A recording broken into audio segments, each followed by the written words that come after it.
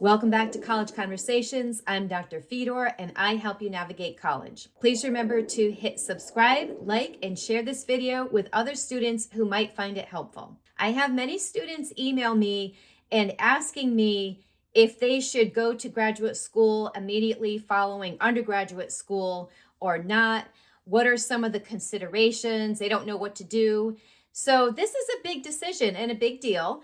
So I'm going to give you some factors to consider if you're trying to decide whether or not to go to graduate school right after college.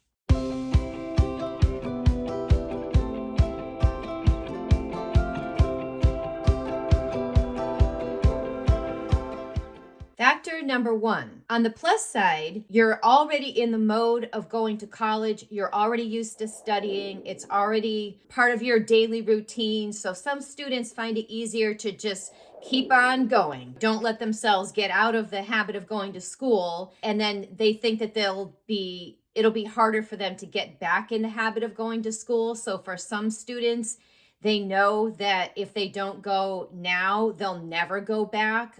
So that's something to consider. If that's you, then maybe you better just barrel through and keep on going with it. If your master's degree is something that you know that you want to achieve and it's kind of like, okay, I need to just keep going. If that's the case, then think about applying to graduate school during your senior year of college so that you don't skip a beat, so that you're ready to go. Another factor on the plus side of going right away is that some disciplines and some programs actually prefer you to go to graduate school immediately following undergraduate school so that you don't forget the material, things that you've learned, the basic introductory courses and everything. They can just jump right in with the higher level courses and build on that knowledge that you have. And it's not like, oh, I learned that 5 years ago, 10 years ago, and you have to take leveling courses again to bring you back up to speed. So examples of that would be medical school. Some programs don't give you a choice of whether or not to take those few years off. It's kind of like, well, if you want to do this, you need to do this now. You need to apply in your senior year of college. So sometimes that decision is made for you. A third reason to go to graduate school immediately following college is that sometimes your school will offer a discount for you to go to graduate school, and they may make the deal so enticing that you're thinking, okay, well, previously I wasn't thinking of graduate school, but now this is, 50% off or whatever it is. All of those deals are worth looking into. So look into that and ask yourself, okay, even if I'm not 100% sold on the idea, this deal is only good while I'm in undergraduate school, stay and get your master's degree. So sometimes there's those factors to consider. Your current school is making you an offer that you can't refuse. Sometimes the deal is only if you have a high GPA, maybe 3.5 or higher. And there's that consideration too. So look into this. This might sway your decision to go right away, because if you wait a few years, you might not still be able to be qualifying for that deal. Last factor, if you don't have a job lined up right after graduation, going to graduate school for a year gives you more time to figure out things in your discipline, explore other avenues, network to find a job in your discipline, look for different opportunities right away. Maybe those are research opportunities or something that you didn't have time to do while you were an undergraduate student, but now you kind of like have an extra year or so to do that. And that's also why some students choose to go to graduate school right after undergraduate school. So those are all my reasons to go right away.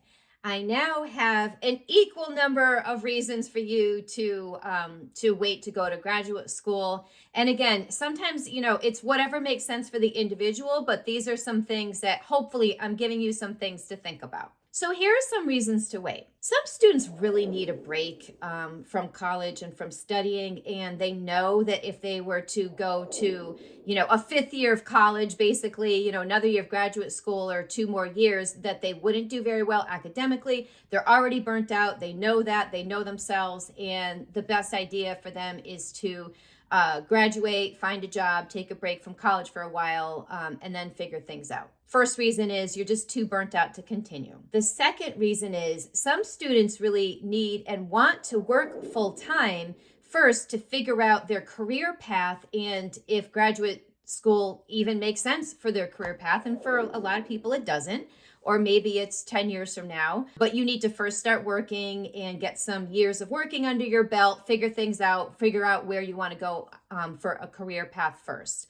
And so that sort of decides that for you. A third reason is that sometimes employers will pay for your graduate school, and that is an excellent reason to wait. If you think you might fall in that category, the best thing to do is start working, go to your HR office and figure out what your employer reimburses for higher education and figure that out. But that's an excellent reason to wait and see if maybe some of even part of the cost is covered by a future employer. And my last reason is that some students they end up changing career paths.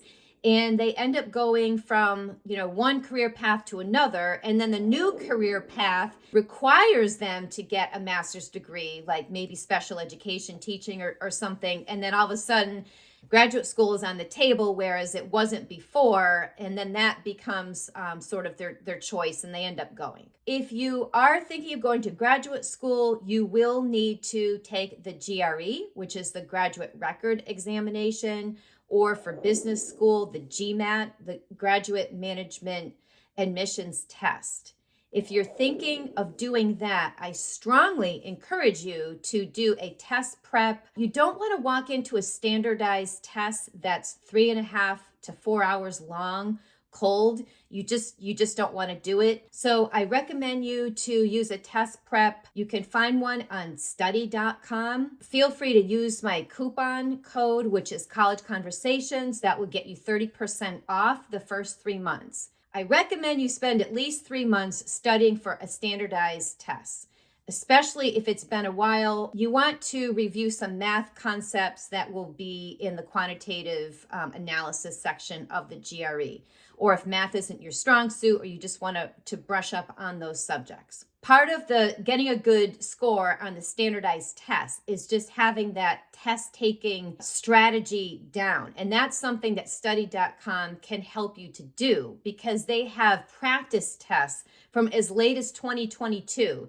that you can quiz yourself on. And then that way you can see, oh, okay, it's this kind of question, they're asking for this. And then you can see, what else you need to work on. If you're already working and you have limited time to do the test prep, one thing that study.com offers is an app where you can, if you have 5 minutes here, 10 minutes there, you're in your car waiting for something, you can go on the study.com app and knock out a few minutes of test review. I think that's a very smart situation for somebody who's trying, maybe you're already working and you're trying to, figure out, when am I going to study for this standardized exam? When am I going to find the time to study for this? So you want to use that to give yourself time, study in your small breaks throughout the day. One thing I like about study.com is that they offer different material for different learning styles. I know I've posted some of the videos in my channel about learning styles and how everyone has a different learning style. You could be an auditory learner, you could be a visual learner, you could be a tactile learner.